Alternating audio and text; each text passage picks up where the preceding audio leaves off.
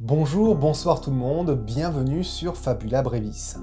Une courte anecdote te sera racontée, à toi de deviner si elle est vraie ou fausse. N'hésite pas à me dire ton avis en commentaire, tu auras la réponse en fin de vidéo. Allons-y. Vrai ou faux?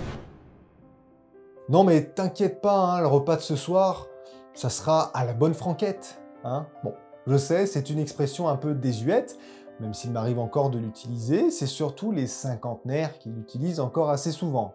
Mais bon, cette expression signifie, pour ceux qui ne le savent pas, que quelque chose sera fait sans cérémonie, en toute simplicité.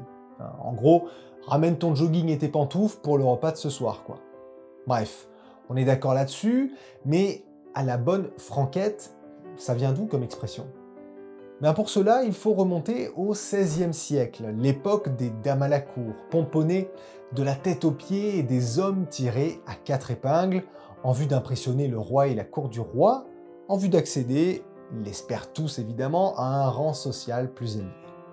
Parmi les accessoires indispensables de la cour, il y a la franquette, une sorte de perruque portée par les hommes qui ressemble un peu à celle que portent les juges dans les caricatures d'aujourd'hui. L'expression d'alors, à la franquette, signifiait de manière ironique mal se vêtir, car à l'époque et aujourd'hui aussi d'ailleurs, la franquette était synonyme de moquerie par les personnes du peuple qui trouvaient ça, moche quoi. Avec le temps, l'expression s'est enrichie de l'adjectif bonne, donnant alors à la bonne franquette, et définissant non plus de s'habiller de manière hideuse, de manière ironique évidemment, mais plutôt de manière simple, classique, non aristocratique. Alors cette histoire, était-elle vraie ou fausse? Eh bien, cette anecdote est complètement fausse. Fausse.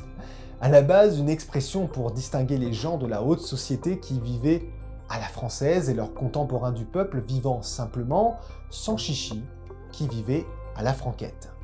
Pour plus d'infos sur l'expression, n'hésitez pas à me suivre sur Twitter, le lien est dans les commentaires. Je vous dis à très bientôt pour un nouveau Fabula Brevis.